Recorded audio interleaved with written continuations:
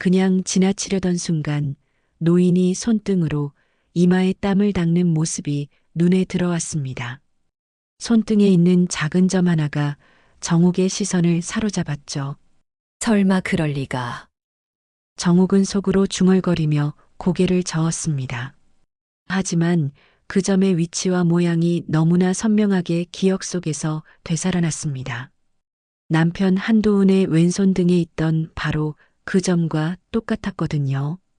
더 많은 사연을 듣고 싶으시다면 구독과 좋아요, 댓글 부탁드립니다. 새벽 5시 서울 변두리 전통시장은 아직 잠들어 있었습니다.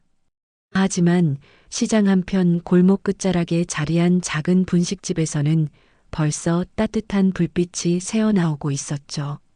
김정욱은 앞치마를 두르고 김밥 재료들을 하나씩 준비하며 하루를 시작했습니다. 오늘도 비슷한 하루겠지. 정욱은 혼잣말을 중얼거리며 물을 채 썰기 시작했습니다. 라디오에서 흘러나오는 옛 트로트 가락에 맞춰 자연스럽게 콧노래가 나왔죠. 사랑도 못다한 채로 눈물만 흘렸네. 이미자의 목소리가 작은 가게 안을 채웠습니다.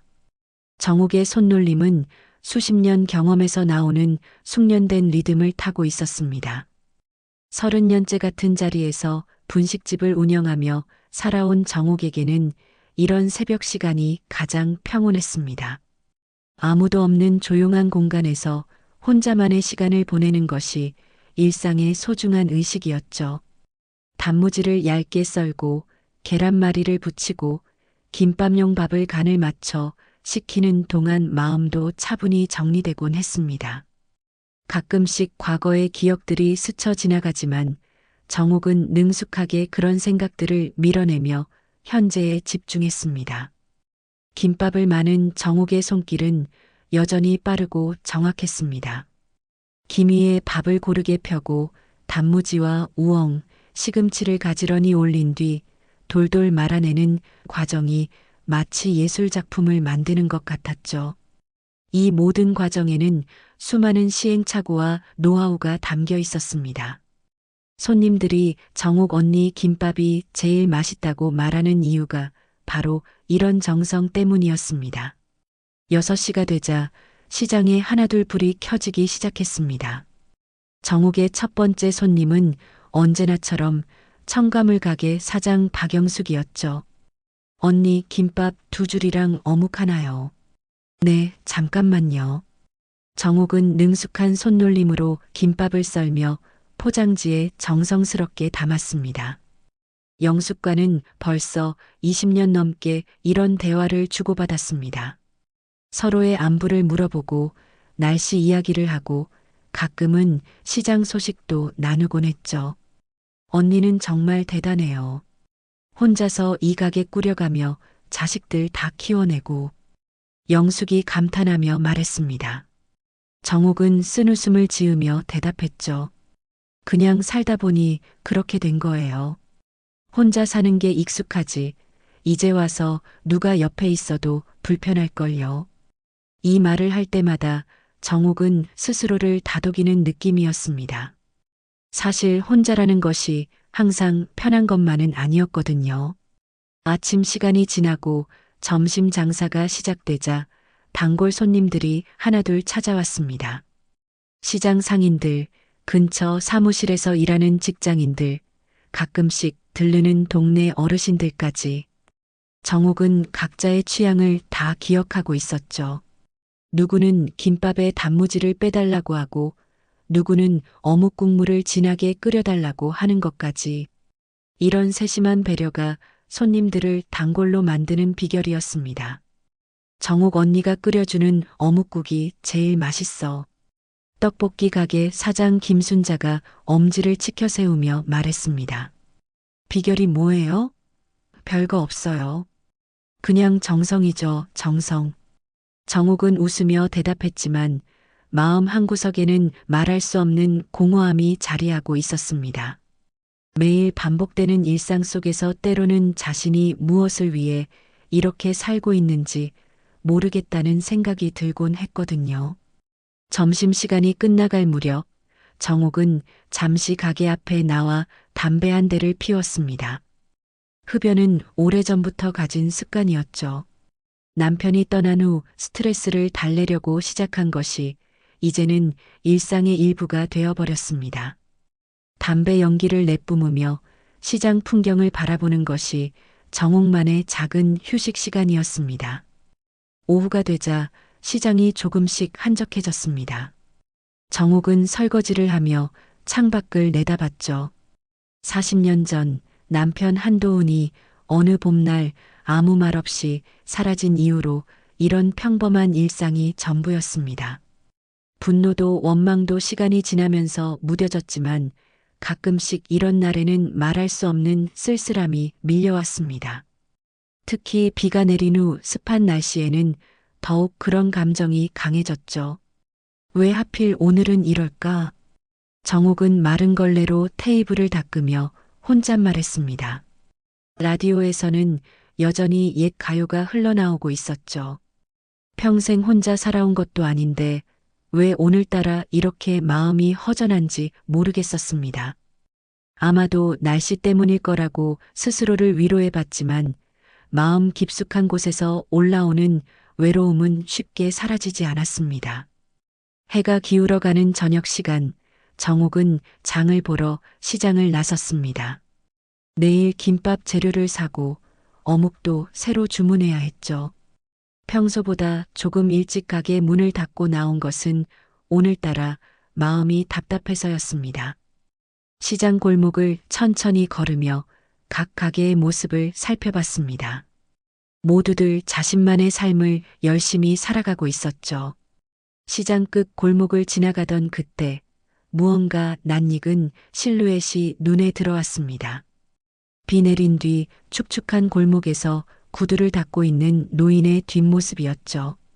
낡은 캡 모자를 쓰고 굽은 허리로 열심히 일하는 모습이 어딘지 모르게 익숙했습니다. 정옥은 잠시 멈춰서서 그 모습을 바라봤습니다. 왜인지 모르게 가슴이 두근거리기 시작했습니다. 정옥은 발걸음을 멈추고 그 노인을 다시 한번 자세히 바라봤습니다. 굽은 등, 떨리는 손, 그리고 낡은 캡 모자까지 무언가 기시감이 들었지만 확신할 수는 없었죠. 그냥 지나치려던 순간 노인이 손등으로 이마에 땀을 닦는 모습이 눈에 들어왔습니다. 손등에 있는 작은 점 하나가 정옥의 시선을 사로잡았죠. 설마, 그럴 리가. 정옥은 속으로 중얼거리며 고개를 저었습니다. 하지만 그 점의 위치와 모양이 너무나 선명하게 기억 속에서 되살아났습니다. 남편 한도훈의 왼손 등에 있던 바로 그 점과 똑같았거든요.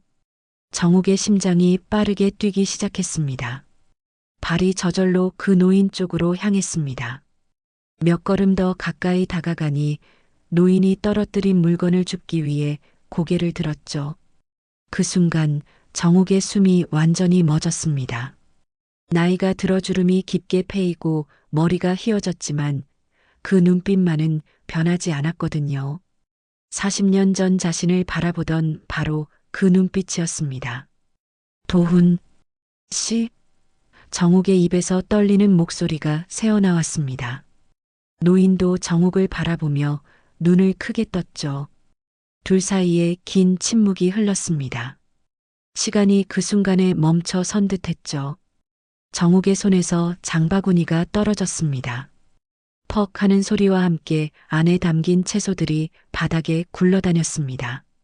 당신, 정말 도훈 씨인가요? 목소리가 떨렸습니다.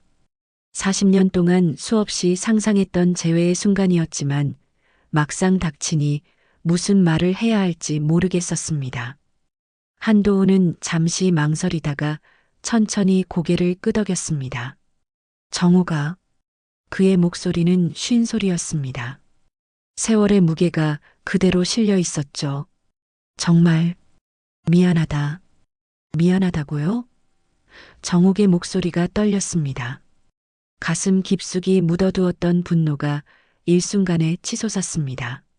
40년 동안 한마디 소식도 없이 사라져 놓고 이제 와서 미안하다고요? 그동안 참아왔던 모든 감정이 한꺼번에 터져 나왔죠. 두 아이를 혼자 키우면서 얼마나 힘들었는지 아세요? 당신을 기다리면서 얼마나. 말이 막혔습니다. 그동안 꽁꽁 숨겨두었던 상처가 다시 아물지 않은 상처처럼 아파왔거든요. 도훈이 천천히 고개를 들었습니다. 그의 눈가에는 눈물이 맺혀 있었죠. 정우가 나도 할 말이 많아. 하지만 그때는 정말 어쩔 수 없었어. 그의 목소리에 절박함이 묻어났습니다. 나 때문에 너희가 위험해질 수도 있었어. 무슨 소리예요? 위험하다는 게 뭐예요? 정욱이 다그쳤습니다. 하지만 도훈은 더 이상 대답하지 않았죠. 고개만 계속 흔들며 미안하다, 정말 미안하다는 말만 반복했습니다. 주변에서 웅성거리는 소리가 들렸습니다. 시장 사람들이 하나둘 모여들기 시작했죠. 저 사람이 정욱 언니 남편 아니야? 40년 만에 나타났다는 거야? 수군거리는 소리들이 정욱의 귀에 들렸습니다. 정욱은 갑자기 이 모든 상황이 부끄러워졌습니다. 자신의 사생활이 동네 화제거리가 되는 것이 견딜 수 없었죠. 여기서 이런 얘기할 수 없어요. 정욱은 차가운 목소리로 말했습니다. 그때 도훈이 갑자기 심하게 기침을 하기 시작했습니다. 캑, 캑 하는 마른 기침이 계속 이어졌고 손수건으로 입을 가렸습니다. 정욱은 그런 도훈의 모습에 깜짝 놀랐죠. 뭔가 심상치 않아 보였거든요. 당신, 어디 아픈 거예요? 정욱도 모르게 걱정스러운 목소리가 나왔습니다. 하지만 도훈은 고개를 저으며 괜찮다고 말했죠. 그러나 그의 얼굴색이 좋지 않다는 것을 정욱도 알 수 있었습니다. 정욱아. 도훈이 다시 정욱의 이름을 불렀습니다. 나는 정말 무언가 말하려다가 다시 기침이 시작됐죠. 이번에는 더 심했습니다. 정욱은 복잡한 마음으로 도훈을 바라봤습니다. 분노와 그리움, 원망과 안타까움이 뒤섞여 정리가 안 되었죠. 40년 동안 원망했던 사람이 이렇게 초라한 모습으로 나타나니 어떤 감정을 가져야 할지 모르겠었습니다. 다시는 내 앞에 나타나지 마세요. 정욱은 결국 그렇게 말하고 바닥에 떨어진 장바구니와 채소들을 주워 담기 시작했습니다. 손이 떨려서 제대로 잡히지 않았지만 억지로 침착한 척했죠. 도훈은 정욱이 짐을 정리하는 모습을 그저 바라볼 뿐이었습니다. 정욱아, 한 가지만. 그가 마지막으로 말을 걸어왔지만 정욱은 대답하지 않았습니다. 짐을 다 정리한 후 정욱은 빠른 걸음으로 그 자리를 떠났습니다. 하지만 몇 걸음 가지 못해 뒤를 돌아봤죠. 도훈은 여전히 그 자리에 앉아 정욱이 사라지는 뒷모습을 바라보고 있었습니다. 그 쓸쓸한 뒷모습이 정욱의 마음을 또 한 번 흔들어 놨죠. 정욱은 집으로 돌아가는 내내 마음이 혼란스러웠습니다. 40년 만의 재회, 그것은 정욱이 상상했던 것과는 전혀 다른 모습이었습니다. 분노할 권리도 있지만 동시에 그의 아픈 모습이 마음에 걸렸죠. 과연 내일 다시 그 골목을 지나갈 수 있을까 싶었습니다. 그날 밤 정욱은 잠을 이루지 못했습니다. 침대에 누워 천장을 바라보며 계속해서 도훈의 모습이 떠올랐죠. 40년 전 그가 사라진 그날 밤처럼 뒤척이며 새벽을 맞았습니다. 눈을 감으면 그의 쉰 목소리가, 그리고 심한 기침 소리가 귓가에 맴돌았거든요. 왜 하필 지금 나타난 거야? 정욱은 혼잣말을 중얼거리며 일어났습니다. 새벽 5시, 평소보다 일찍 일어났지만 몸이 무거웠죠. 분식집으로 향하는 발걸음도 평소보다 느렸습니다. 마음속 한편에서는 그 골목을 다시 지나가고 싶지 않다는 생각이 들었거든요. 김밥을 만들면서도 집중이 되지 않았습니다. 평소라면 능숙하게 말았을 김밥이 제대로 모양이 나오지 않았죠. 언니, 오늘 좀 이상하네요? 첫 번째 손님인 박영숙이 걱정스럽게 물었습니다. 밤새 잠을 못 잤나 봐요. 괜찮아요. 그냥 좀 피곤해서요. 정옥은 억지 웃음을 지으며 대답했습니다. 하지만 영숙은 쉽게 넘어가지 않았죠. 혹시 어제 시장에서 무슨 일 있었어요? 사람들이 웅성거리던데. 정옥의 손이 잠시 멈췄습니다. 역시 소문은 벌써 돌고 있었군요. 별일 아니에요. 그렇게 대답했지만 마음은 불편했습니다. 시장 사람들이 자신의 일을 화제거리로 삼고 있다는 생각에 짜증이 났죠. 점심시간이 지나자 정옥은 평소보다 일찍 가게 문을 닫기로 결심했습니다. 마음이 복잡해서 일에 집중할 수 없었거든요. 하지만 장을 보러 나가는 길목에는 어제 그 골목이 있었습니다. 다른 길로 돌아갈 수도 있었지만 왜인지 발걸음은 자연스럽게 그 골목을 향했죠. 멀리서부터 도훈의 모습이 보였습니다. 어제와 똑같은 자리에서 구두를 닦고 있었죠. 정옥은 망설였습니다. 그냥 지나칠까 아니면 다른 길로 갈까? 하지만 결국 천천히 그 앞을 지나갔습니다. 정옥아. 도훈이 조용히 정옥의 이름을 불렀습니다. 정옥은 발걸음을 멈췄지만 돌아보지는 않았죠. 뭐 하고 싶은 말이라도 있나요? 차가운 목소리로 물었습니다. 도훈은 잠시 망설이다가 입을 열었습니다. 폐암이래요. 그 한마디에 정옥의 몸이 굳었습니다. 오래 못 산대요. 길어야 몇 달. 그의 목소리는 담담했지만 정옥에게는 충격이었죠. 정옥은 천천히 돌아서서 도훈을 바라봤습니다. 그게 정말이에요? 믿고 싶지 않았지만 그의 초췌한 얼굴을 보니 거짓말 같지 않았습니다. 그럼에도 나랑 아이들한테 한마디 없이 사라진 게 용서돼요? 도훈은 브러쉬로 구두를 닦으며 말없이 바닥에 먼지를 털어냈습니다. 한참을 그러고 있다가 조용히 속삭였죠. 그날 너희를 지키려고 떠난 거야. 지키려고요? 정옥의 목소리가 높아졌습니다. 무슨 소리예요? 당신이 우리를 버리고 떠난 거잖아요. 그동안 억눌러왔던 분노가 다시 치솟았습니다. 너는 몰라. 도훈이 고개를 들어 정옥을 바라봤습니다. 그의 눈에는 깊은 슬픔이 서려 있었죠. 그때 내가 어떤 상황에 있었는지, 만약 내가 집에 있었다면 너희도 위험해졌을 거야.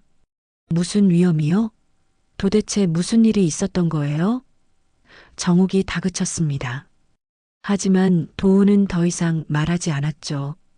그저 고개를 저으며 미안하다는 말만 반복했습니다. 정옥은 답답했습니다. 40년 동안 궁금해했던 진실을 알고 싶었지만 도훈은 여전히 말을 아끼고 있었거든요. 당신은 변한 게 하나도 없네요. 그때도 혼자 끙끙거리더니 지금도 똑같군요. 그때 한 젊은 여성이 골목으로 들어왔습니다. 정옥은 처음 보는 얼굴이었죠. 여성은 도훈을 보자 반갑게 달려왔습니다. 아버지, 오늘은 일찍 끝내세요. 병원에 가셔야죠. 정옥의 머릿속이 하얘졌습니다. 아버지라고 불렀다는 것은 아버지요? 정옥이 떨리는 목소리로 물었습니다. 젊은 여성이 정옥을 보더니 깜짝 놀란 표정을 지었죠. 아, 안녕하세요. 여성이 정중하게 인사했습니다. 저는 한미래라고 합니다. 아버지와 함께 살고 있어요. 정옥은 혼란스러웠습니다. 또 다른 가족이 있었던 건가요? 40년 동안 혼자 살았다고 생각했는데 이 젊은 여성과 함께 살고 있었다는 말인가요? 당신은 누구예요? 도훈이 급하게 일어서며 말했습니다. 미래야, 먼저 가 있어. 나는 곧 갈게. 하지만 미래는 자리를 뜨지 않았죠. 오히려 정옥에게 다가와서 정중하게 절을 했습니다. 혹시 어머니이신가요? 미래의 말에 정욱은 더욱 당황했습니다. 어머니라고요? 아버지가 늘 말씀하셨어요. 자신에게는 평생 한 여자만 있었다고, 그분을 어머니라고 부르라고 하셨거든요. 정욱의 가슴이 복잡해졌습니다. 분노와 그리움, 그리고 알 수 없는 감정들이 뒤섞였죠. 당신은 도대체 누구예요? 정욱이 미래에게 물었습니다. 저는 미래가 망설이다가 도훈을 바라봤습니다. 도훈이 작게 고개를 끄덕이자 미래가 입을 열었죠. 저는 아버지가 어머니와 만나시기 전에 계셨던 분의 딸이에요. 어머니가 돌아가신 후 아버지가 저를 키워주셨습니다. 정욱은 그제야 조금 이해가 되었습니다. 하지만 여전히 의문은 남아 있었죠. 그럼 왜 우리에게는 한마디 말도 없이 떠났던 거예요? 미래가 정욱을 바라보며 눈물을 글썽였습니다. 어머니, 제발 아버지를 용서해 주세요. 저도 평생 이 비밀을 안고 살았어요. 아버지는 정말 어머니를 사랑하셨어요. 정욱은 미래의 말을 듣고도 쉽게 받아들일 수 없었습니다. 사랑했다고요? 그럼 왜 아무 말도 없이 떠났어요? 목소리에 분노가 섞여 들어갔죠. 미래는 도훈을 바라보며 뭔가 말하고 싶어 했지만 도훈이 고개를 저어 말렸습니다. 정우가 지금은 설명하기 어려워. 도훈이 힘겹게 말했습니다. 언젠가는 다 말해줄게. 하지만 정욱은 더 이상 기다릴 수 없었죠. 40년을 기다렸는데 또 언젠가라니요? 언젠가요? 당신이 몇 달밖에 못 산다면서 또 언젠가라고 하는 거예요? 정욱의 목소리가 떨렸습니다. 그때 미래가 갑자기 정욱 앞에 무릎을 꿇었습니다. 어머니, 제발 들어보세요. 미래의 눈에서 눈물이 흘러내렸습니다. 아버지는 정말 어쩔 수 없었어요. 그날 밤에 도훈이 급하게 미래의 말을 가로막았죠. 미래야, 그만해. 하지만 미래는 멈추지 않았습니다. 아니에요, 아버지. 이제는 어머니가 알 권리가 있어요. 그리고 정욱을 바라보며 말했죠. 아버지는 그날 밤 무서운 사람들에게 쫓기고 있었어요. 빚 때문이었는데 그 사람들이 어머니와 형, 누나까지 해칠 수도 있다고 협박했거든요. 정욱의 눈이 커졌습니다. 빚이요? 네, 아버지가 사업하시다가 실패하면서 생긴 빚이었어요. 그런데 그 돈을 빌려준 사람들이 미래가 말을 잇지 못했습니다. 도훈이 깊은 한숨을 쉬며 고개를 들었습니다. 그래, 맞아. 나는 겁쟁이였어. 너희를 지킬 용기도 없으면서 사업한다고 설쳤지. 그의 목소리에는 깊은 후회가 묻어났습니다. 그래서 우리를 버리고 떠난 거예요? 정욱이 물었습니다. 아니야. 도훈이 고개를 저었죠. 나는 너희를 버린 게 아니야. 너희를 지키려고 사라진 거야. 그 사람들이 나를 찾지 못하면 너희는 안전할 거라고 생각했어. 정욱은 복잡한 감정에 휩싸였습니다. 분노와 안타까움이 동시에 밀려왔죠. 그럼 왜 말을 안 했어요? 같이 해결할 수도 있었잖아요. 그때는 너무 어렸어. 무서웠고 어떻게 해야 할지 몰랐어. 미래가 다시 입을 열었습니다. 어머니, 아버지는 그 후로 평생 어머니를 그리워하셨어요. 제가 어릴 때부터 어머니 이야기만 하셨거든요. 어머니가 만든 김밥이 세상에서 제일 맛있다고, 어머니 웃음소리가 세상에서 제일 예쁘다고. 정욱의 가슴이 저며왔습니다. 그동안 도훈을 원망하며 살았는데 정작 도훈도 자신을 그리워하며 살았다는 사실이 믿어지지 않았죠. 그럼 왜 찾아오지 않았어요? 연락 한 번이라도. 찾아왔어.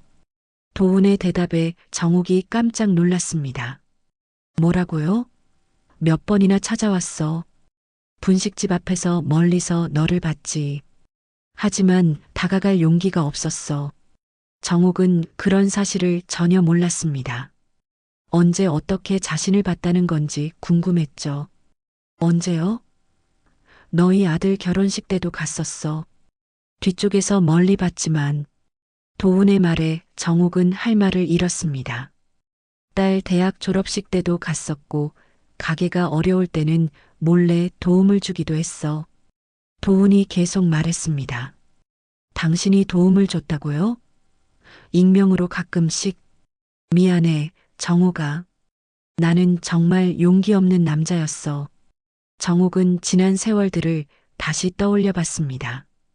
분명히 어려운 시기에 갑자기 도움의 손길이 나타났던 적이 몇 번 있었거든요.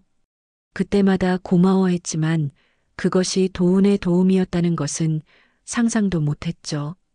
그럼 지금은 왜 나타난 거예요? 정욱이 물었습니다. 도훈이 잠시 망설이다가 대답했죠. 시간이 얼마 남지 않아서 마지막으로 한 번만 보고 싶었어. 멀리서라도. 미래가 눈물을 닦으며 말했습니다. 아버지가 병원에서 시한부 진단을 받고 나서 계속 어머니 이야기만 하셨어요. 죽기 전에 한 번만 봐도 좋겠다고. 그 말을 듣고 정욱의 마음이 무너져 내렸습니다. 어머니, 제발 아버지를 용서해 주세요. 미래가 다시 간청했습니다. 아버지는 평생 어머니만 사랑하셨어요. 저도 아버지 때문에 결혼도 못했어요. 아버지가 너무 아프셨거든요. 정욱은 도훈을 바라봤습니다. 그의 얼굴에는 세월의 흔적이 깊게 새겨져 있었지만 자신을 바라보는 눈빛은 예전과 똑같았죠. 사랑과 미안함, 그리고 그리움이 가득 담긴 눈빛이었습니다. 정우가 도훈이 떨리는 목소리로 말했습니다. 나는 내가 행복하게 사는 걸 보는 것만으로도 충분했어. 하지만 이제 정말 시간이 없어서 말을 잇지 못하고 또다시 기침을 시작했습니다. 미래가 급하게 도훈을 부축했습니다. 아버지, 병원에 가셔야 해요. 하지만 도훈은 고개를 저었죠. 조금만 더 있게 해줘. 정욱은 혼란스러웠습니다. 40년 동안 품어왔던 분노가 한순간에 무너져 내리는 느낌이었죠. 원망할 권리도 있지만 동시에 그의 아픈 마음도 이해가 되었습니다. 과연 자신은 도훈을 용서할 수 있을까요? 저는 시간이 좀 필요해요. 정욱이 힘겹게 말했습니다. 갑자기 이 모든 걸 받아들이기가 어려워요. 그렇게 말하고 정욱은 그 자리를 떠났습니다. 하지만 이번에는 뒤돌아보지 않았죠. 너무 많은 감정이 복잡하게 얽혀 있어서 정리할 시간이 필요했습니다. 며칠이 지났지만 정욱은 마음을 정리할 수 없었습니다. 분식집에서 김밥을 만들면서도 자꾸 도훈의 말들이 떠올랐죠. 그가 멀리서 자신을 지켜봤다는 것, 몰래 도움을 줬다는 것, 그리고 평생 자신만을 사랑했다는 미래의 말까지. 모든 것이 혼란스러웠습니다. 언니, 요즘 많이 힘들어 보여요. 단골 손님 박영숙이 걱정스럽게 말했습니다. 괜찮다고 말하지 마세요. 다 보여요. 정욱은 쓴웃음을 지었죠. 역시 오랜 단골들에게는 속마음이 다 보이나 봅니다. 그냥 좀 복잡한 일이 있어서요. 정욱이 대답했습니다. 혹시 그 남자분 일 때문인가요? 영숙의 직설적인 질문에 정욱이 깜짝 놀랐죠. 시장에서 소문 안 나는 일이 어디 있겠어요. 하지만 언니 편을 들어줄 사람들이 더 많으니까 걱정 마세요. 오후가 되자 정욱은 일찍 가게를 정리했습니다. 마음이 답답해서 시장 밖으로 나가고 싶었거든요. 하지만 발걸음은 어느새 그 골목으로 향하고 있었습니다. 왜인지 도훈이 어떻게 지내는지 궁금했죠. 골목에 도착하니 도훈이 보이지 않았습니다. 평소라면 이 시간에 구두를 닦고 있을 텐데요. 대신 구두 닦기 도구들만 덩그러니 놓여 있었습니다. 정욱은 불안한 마음이 들기 시작했죠. 아저씨 어디 갔나 몰라요? 지나가던 시장 상인에게 물어봤습니다. 아, 그 구두 닦기 아저씨요? 아까 응급차에 실려갔어요. 갑자기 쓰러지셨다던데요. 그 말을 듣고 정옥의 가슴이 철렁했습니다. 정옥은 급하게 근처 병원들을 찾아다녔습니다. 세 번째 병원에서 도훈을 찾을 수 있었죠. 응급실에서 미래가 울고 있는 모습이 보였습니다. 미래 씨, 정옥이 다가가자 미래가 깜짝 놀라며 일어섰습니다. 어머니, 어떻게 오셨어요? 아저씨가 쓰러졌다는 소식을 들었어요. 어떻게 됐나요? 정옥이 걱정스럽게 물었습니다. 미래의 눈에서 눈물이 더욱 많이 흘러내렸죠. 의사 선생님이 이제 정말 얼마 안 남았다고 하세요. 미래가 떨리는 목소리로 말했습니다. 폐가 너무 안 좋아져서 병원비도 감당하기 어려운 상황이에요. 정욱은 가슴이 저며왔습니다. 제가 도와드릴게요. 정욱이 말하자 미래가 고개를 저었습니다. 어머니가 왜 그러세요? 저희는 어머니한테 죄송한 일만 했는데요. 그런 소리 하지 마세요. 어쨌든 한때는 가족이었잖아요. 그때 의사가 나왔습니다. 보호자분이세요? 네, 그렇습니다. 정욱이 대답했죠. 환자분이 의식을 찾으셨는데 뭔가 간절히 전하고 싶은 말이 있으시나 봅니다. 들어가 보시겠어요? 정욱은 망설였습니다. 아직 마음의 정리가 끝나지 않았거든요. 하지만 미래의 간절한 눈빛을 보니 거절할 수 없었습니다. 들어가 볼게요. 병실에 들어가니 도훈이 산소호흡기를 끼고 누워 있었습니다. 정욱을 보자 힘겹게 손짓을 했죠. 정욱이 침대 옆에 다가가니 도훈이 작은 봉투를 내밀었습니다. 이게 뭐예요? 정욱이 봉투를 받아들였습니다. 열어봐. 도훈이 힘겹게 말했습니다. 정욱이 봉투를 열어보니 낡은 지갑이 들어 있었죠. 지갑 속에는 정욱의 옛날 사진들과 손편지가 있었습니다. 정욱은 손편지를 펼쳐봤습니다. 40년 전 도훈의 글씨체로 쓰여진 편지였죠. 정욱아, 미안하다. 나는 너희를 위험에 빠뜨릴 수 없었다. 그날 밤 내가 진 빚 때문에 협박을 받았어. 나 대신 사라져야 너희가 살 수 있었어. 용서해달라는 말은 안 할게. 다만 너희를 사랑한다는 것만은 알아줘. 편지를 읽는 정욱의 눈에서 눈물이 흘러내렸습니다. 40년 동안 원망했던 남자가 사실은 가족을 지키려다 사라졌던 것이었습니다.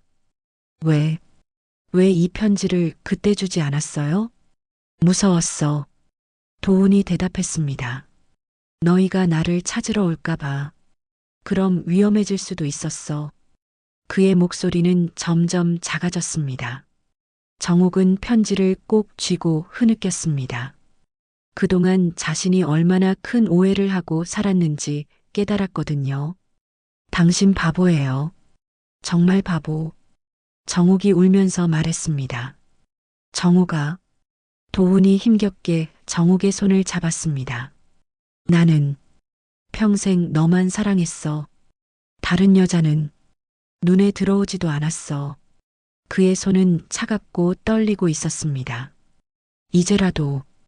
이제라도 알게 돼서 다행이에요. 정욱이 그의 손을 꼭 잡았습니다.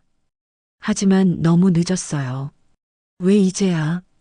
더 이상 말을 잇지 못했습니다. 미안해. 정말 미안해. 도훈이 계속 사과했습니다. 용서해줘서 고마워. 그의 눈에서도 눈물이 흘러내렸습니다. 정욱은 도훈의 손을 두 손으로 감쌌습니다. 당신도 많이 힘들었겠어요. 혼자서 이 모든 걸 감당하면서 이제야 그의 마음을 이해할 수 있었습니다. 우리 아이들은 어떻게 지냈어? 도훈이 물었습니다. 잘 컸어요. 아들은 회사원이고 딸은 선생님이 됐어요. 모두 결혼해서 가정을 꾸렸고요. 정욱이 대답하자 도훈의 얼굴에 미소가 떠올랐습니다. 다행이다. 정말 다행이야. 도훈이 안도의 한숨을 쉬었습니다. 너 혼자 잘 키워줘서 고마워. 그의 목소리는 점점 작아졌습니다. 정옥은 지갑 속 사진들을 다시 봤습니다. 젊은 시절 자신의 모습, 어린 아이들의 모습이 그대로 보관되어 있었죠. 도훈이 평생 이 사진들을 간직하며 살았다는 사실이 가슴을 아프게 했습니다. 그날 이후 정옥은 매일 병원을 찾았습니다. 도훈의 상태는 날로 악화됐지만 정옥이 오는 것을 기다리며 버티고 있는 것 같았죠. 미래는 정옥을 보며 고마워했습니다. 어머니가 오시면 아버지 얼굴이 밝아져요. 당신은 왜 결혼 안 했어요? 정옥이 미래에게 물었습니다. 미래는 쓴웃음을 지으며 대답했죠. 아버지가 너무 아프셨어요. 어머니를 그리워하시면서 저는 아버지를 돌보는 게 전부였거든요. 정옥의 마음이 무거워졌습니다. 자신 때문에 이 젊은 여성의 인생도 꼬여버린 것 같았거든요. 미안해요. 내 때문에. 아니에요, 어머니. 아버지를 돌보는 건 제 의무였어요. 그리고 아버지 덕분에 저도 진짜 사랑이 뭔지 알게 됐어요. 어느 날 정옥은 도훈의 병실에서 낡은 구두 한 켤레를 발견했습니다. 미래가 가져온 것이었죠. 아버지가 평생 신으셨던 구두예요. 병원에 오면서도 계속 걱정하시더라고요. 정옥은 그 구두를 손에 들어봤습니다. 오래된 가죽이 닳고 해져서 형태를 알아보기 어려울 정도였죠. 하지만 정성스럽게 관리된 흔적이 보였습니다. 이 구두를 평생 신으셨다고요? 네, 결혼하실 때 신으셨던 구두래요. 아버지가 세상에서 가장 소중한 물건이라고 하시더라고요. 미래의 말에 정옥의 가슴이 뭉클했습니다. 40년 동안 자신과의 추억이 담긴 구두를 간직해왔다니요. 정옥은 구두 닦기 도구를 빌려와서 조심스럽게 구두를 닦기 시작했습니다. 오래된 때와 먼지를 정성스럽게 닦아내니 가죽 본래의 색깔이 드러났죠. 도훈이 그동안 얼마나 정성스럽게 관리해 왔는지 알 수 있었습니다. 정옥아. 도훈이 정옥의 모습을 보며 눈물을 글썽였습니다. 이제 내가 당신 구두를 닦을 차례예요. 정옥이 미소를 지으며 말했습니다. 그 말에 도훈의 얼굴에도 미소가 떠올랐죠. 그땐 내가 너무 어렸어. 도훈이 힘겹게 말했습니다. 모든 걸 혼자 해결하려고 했지. 너한테 상의도 안 하고. 그의 목소리에는 깊은 후회가 묻어났습니다. 정옥은 구두를 닦으며 대답했습니다. 이제야 알겠어요. 당신이 얼마나 힘들었는지. 구두를 닦는 정옥의 손길은 마치 도훈의 상처를 어루만지는 것 같았죠.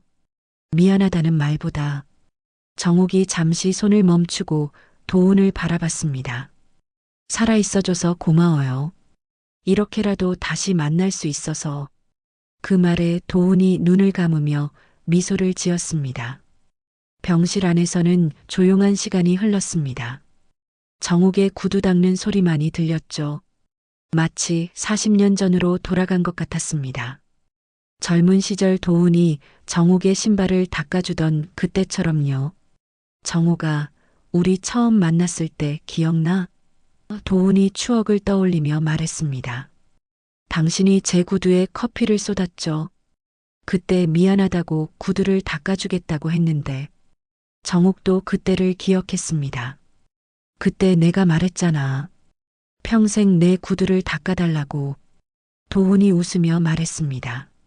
지금 정말로 그렇게 해주고 있네.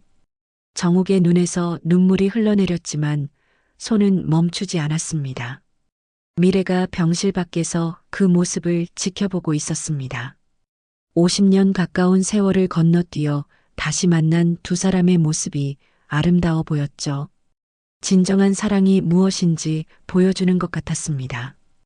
이 구두로 얼마나 많은 길을 걸었을까요? 정옥이 구두를 들여다보며 말했습니다. 당신을 찾아 헤맨 길들, 혼자 견뎌낸 길들. 구두에는 세월의 흔적이 고스란히 남아 있었습니다. 이제 더 이상 혼자 걷지 않아도 돼요. 정욱이 구두를 정성스럽게 닦으며 말했습니다. 남은 시간이 얼마 없더라도 이제는 함께 있을 수 있으니까요.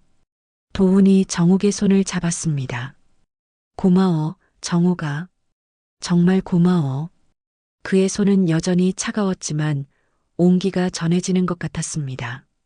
당신도 고생 많았어요. 정욱이 그의 손을 꼭 잡았습니다. 평생 죄책감에 시달리면서 이제야 서로의 마음을 이해할 수 있었습니다. 구두 닦기가 끝나자 정욱은 구두를 도훈에게 보여줬습니다. 어때요? 새 구두 같죠?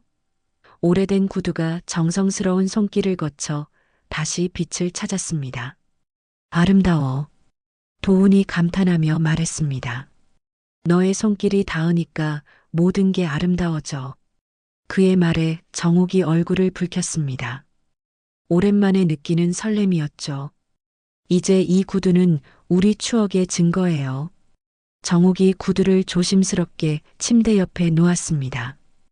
당신이 걸어온 모든 길이 헛되지 않았다는 증거이기도 하고요. 도훈의 얼굴에 평화로운 미소가 떠올랐습니다.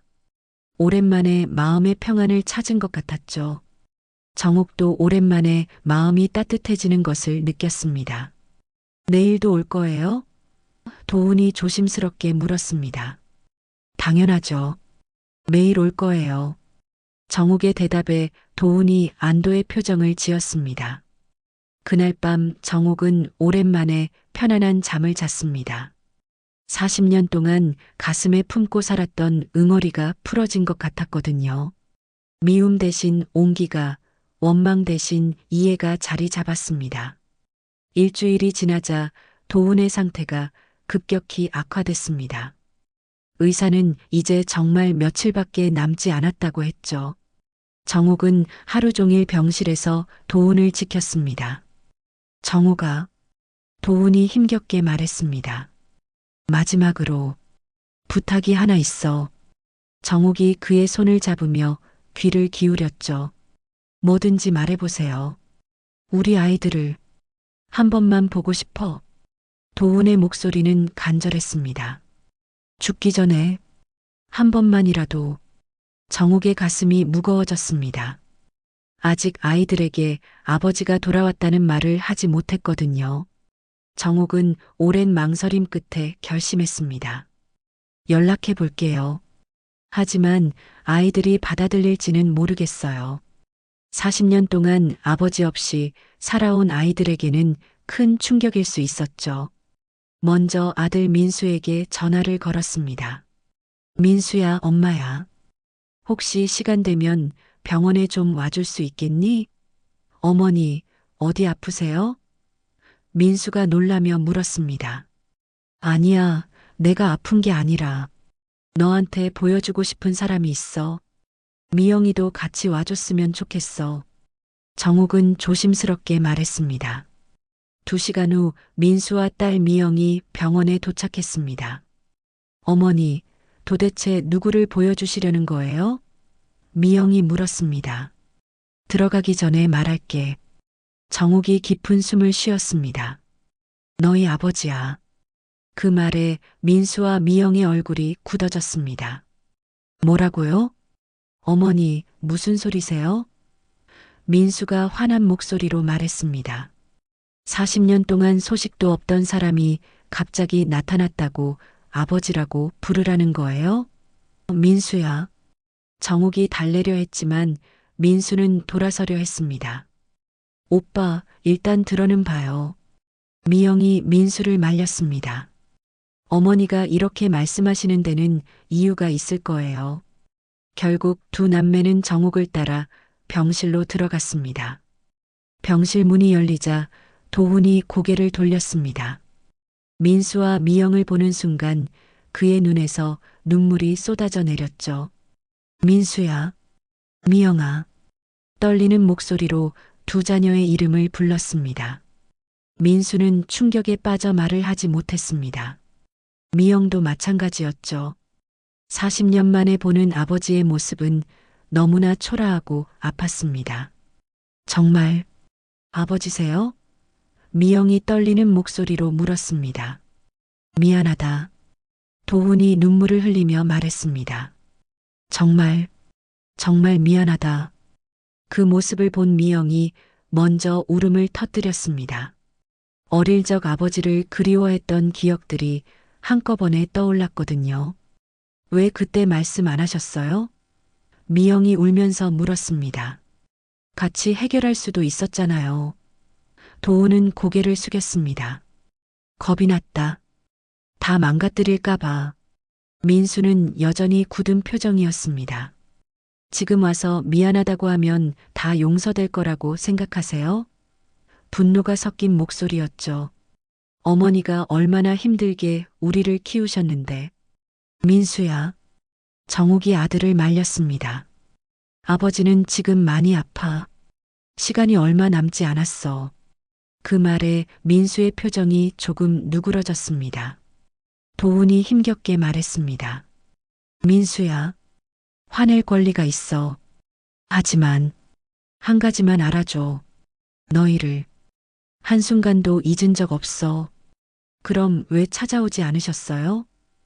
민수가 울분을 토했습니다. 졸업식 때도 결혼식 때도 왜 나타나지 않으셨어요? 갔었어. 도훈의 대답에 민수가 놀랐습니다. 멀리서 봤어. 너희가 잘 자라는 모습을. 도훈이 눈물을 닦으며 말했습니다. 하지만 다가갈 용기가 없었어. 그 말에 민수의 마음도 흔들리기 시작했습니다. 미영이 아버지의 손을 잡았습니다. 아버지, 정말 많이 아파요? 괜찮다, 미영아. 이렇게 너희를 볼 수 있어서 행복해. 도훈이 미소를 지으려 애썼습니다. 민수가 천천히 아버지에게 다가갔습니다. 아버지, 정말 죄송해요. 화만 냈네요. 이제야 아버지의 사정을 이해할 수 있었거든요. 아니다, 민수야. 내가 화낼 권리가 있어. 그래도 이렇게 다시 보게 돼서. 민수도 눈물을 흘렸습니다. 다행이에요. 그 말에 도훈이 마지막 힘을 다해 미소 지었습니다. 미영이 아버지의 다른 손을 잡았습니다. 아버지, 우리 이제 가족이에요. 진짜 가족이 된 거예요. 그 순간 병실안은 조용한 감동으로 가득 찼습니다. 고맙다. 정말 고맙다. 도훈이 가족들을 바라보며 말했습니다. 이제 마음 놓고 갈 수 있겠어. 가족들은 모두 그의 곁에 모여 앉았습니다. 정욱이 도훈의 이마를 쓰다듬었습니다. 이제 혼자가 아니에요. 우리가 모두 함께 있어요. 도훈은 눈을 감으며 깊은 안도의 한숨을 쉬었습니다. 그래도 이렇게 다시 보게 돼서 다행이다. 그날 밤 가족들은 모두 병실에서 밤을 새웠습니다. 40년 만에 다시 모인 가족의 마지막 시간이었죠. 도훈은 가족들의 온기 속에서 조용히 숨을 거뒀습니다. 마지막까지 정욱의 손을 꼭 잡고 있었습니다. 도훈의 장례식은 조용히 치러졌습니다. 정욱과 두 자녀, 그리고 미래가 함께했죠. 시장 사람들도 하나둘 찾아와 조문했습니다. 언니 많이 힘들죠? 박영숙이 정욱의 어깨를 토닥이며 말했습니다. 괜찮아요. 이제 마음이 편해졌어요. 장례를 치르며 정욱은 이상하게도 슬프기보다 평안했습니다. 40년 동안 품고 있던 미움과 원망이 모두 사라진 것 같았거든요. 대신 따뜻한 추억들이 자리를 차지했습니다. 어머니, 아버지 유품 중에 이것들 어떻게 할까요? 미래가 도훈의 구두 닦기 도구들을 들고 와서 물었습니다. 낡은 상자 안에는 브러시들과 구두약, 그리고 헝겊들이 정성스럽게 정리되어 있었죠. 정욱은 그 도구들을 한참 바라봤습니다. 제가 가져갈게요. 미래가 놀란 표정을 지었습니다. 어머니가요? 네, 뭔가 의미 있는 일에 쓰고 싶어요. 며칠 후 정욱은 분식집 앞에 작은 의자 하나를 놓았습니다. 그리고 도운의 구두 닦기 상자를 그 옆에 두었죠. 지나가던 시장 사람들이 궁금해서 물어봤습니다. 정옥 언니, 이게 뭐예요? 구두 닦기를 해주려고 해요. 정옥의 대답에 사람들이 어리둥절했습니다. 갑자기 왜요? 그냥 뭔가 의미 있는 일을 하고 싶어서요. 정옥은 작은 팻말을 만들어 의자 옆에 세웠습니다. 잃어버린 시간을 닦아드립니다. 사람들은 그 문구를 보고 잠시 멈춰 섰습니다. 무슨 의미인지 궁금해했죠. 첫 번째 손님은 시장에서 야채를 파는 할아버지였습니다.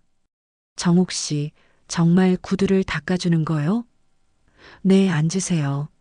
정옥이 미소를 지으며 말했습니다. 할아버지의 낡은 운동화를 정성스럽게 닦기 시작했습니다. 도운에게서 배운 것처럼 구석구석 세심하게 닦았죠. 와, 새 신발 같네요. 할아버지가 감탄했습니다. 돈은 얼마예요? 할아버지가 물었지만 정옥은 고개를 저었습니다. 돈은 받지 않아요. 그냥 필요한 분들께 해드리는 거예요. 할아버지는 고맙다며 여러 번 인사하고 갔습니다. 소문이 퍼지자 하나둘 사람들이 찾아왔습니다. 구두를 닦아달라는 사람들도 있었지만 그냥 이야기하러 오는 사람들도 많았죠. 언니, 요즘 마음이 많이 편해 보여요. 단골 손님들이 말했습니다. 어느 날 젊은 직장인이 찾아왔습니다. 혹시 정말 잃어버린 시간을 닦아주시는 건가요? 그의 목소리에는 절망이 묻어 있었습니다. 무슨 일이세요? 정옥이 따뜻하게 물었습니다. 회사에서 실수를 해서 모든 걸 잃을 것 같아요. 시간을 되돌릴 수 있다면 좋겠는데. 젊은이가 한숨을 쉬었습니다. 정옥은 그의 구두를 닦으며 말했습니다. 시간은 되돌릴 수 없어요. 하지만 다시 시작할 수는 있죠. 정옥의 손길이 구두를 정성스럽게 닦아냈습니다. 저도 40년 동안 잃어버린 시간 때문에 아파했거든요. 어떻게 극복하셨어요? 젊은이가 관심 있게 물었습니다. 용서하는 법을 배웠어요. 남을 용서하고 나 자신도 용서하는 거죠. 정옥의 말에 젊은이의 표정이 조금 밝아졌습니다. 구두 닦기가 끝나자 젊은이가 일어났습니다. 정말 고맙습니다. 마음이 한결 가벼워진 것 같아요. 그렇게 말하며 힘찬 걸음으로 떠났습니다. 미래가 가끔 분식집에 찾아왔습니다. 어머니, 아버지가 보시면 정말 좋아하실 것 같아요. 그럴까요? 정옥이 미소를 지었습니다. 네, 아버지도 구두를 닦으며 사람들에게 희망을 주고 싶어 하셨거든요. 미래 씨도 이제 새 시작을 해야죠. 결혼도 하고. 정옥이 말하자 미래가 얼굴을 붉혔습니다. 사실 만나는 사람이 있어요. 아버지가 돌아가시기 전에 허락해 주셨거든요. 그럼 언제 소개해 줄 거예요? 다음 주에 같이 오기로 했어요. 미래의 말에 정옥이 기뻐했습니다. 잘 됐네요. 아버지도 하늘에서 기뻐하실 거예요. 민수와 미영도 자주 어머니를 찾아왔습니다. 어머니, 구두 닦기는 언제까지 하실 거예요? 민수가 물었습니다. 글쎄, 필요한 사람들이 있는 한 계속 할 것 같아. 어머니가 행복해 보여서 다행이에요. 미영이 말했습니다. 우리도 아버지를 이해하게 돼서 마음이 편해졌어요. 정옥은 자녀들이 이렇게 말해주니 더욱 뿌듯했습니다. 시간이 지나자 정옥의 구두 닦기는 시장의 명물이 되었습니다. 관광객들도 찾아와서 구경하고 갔죠. 여기가 그 유명한 구두 닦기 할머니가 있는 곳이구나. 사람들이 신기해했습니다. 어느 날 저녁 정옥은 하늘을 바라보며 혼잣말했습니다. 도훈 씨, 당신이 닦던 구두는 이제 내 마음을 닦는 도구가 되었어요. 별들이 반짝이며 대답하는 것 같았습니다. 분식집에서 흘러나오는 라디오 소리가 시장 안에 잔잔히 퍼졌습니다. 옛 트로트 가락이 저녁 공기에 스며들었죠. 사랑도 못다한 채로 눈물만 흘렸네. 이미자의 노래가 다시 울려 퍼졌습니다. 하지만 이제 그 노래는 슬프지 않았습니다. 오히려 따뜻하고 희망적으로 들렸죠. 정옥은 미소를 지으며 구두 닦기 도구들을 정리했습니다. 내일 또 누군가의 잃어버린 시간을 닦아줄 준비를 하면서요. 시장이 어둠에 잠겨갈 무렵 정옥은 마지막으로 팻말을 바라봤습니다. 잃어버린 시간을 닦아드립니다. 그 문구가 가로등 불빛에 비쳐 더욱 따뜻하게 보였습니다. 눈부시게 평범한 하루였지만 정옥의 세상은 이미 완전히 달라져 있었습니다. 미움 대신 사랑이, 원망 대신 용서가, 절망 대신 희망이 자리 잡았습니다. 그리고 그 변화는 만나는 모든 사람들에게 작은 기적을 선사하고 있었습니다. 더 많은 사연을 듣고 싶으시다면 구독과 좋아요, 댓글 부탁드립니다.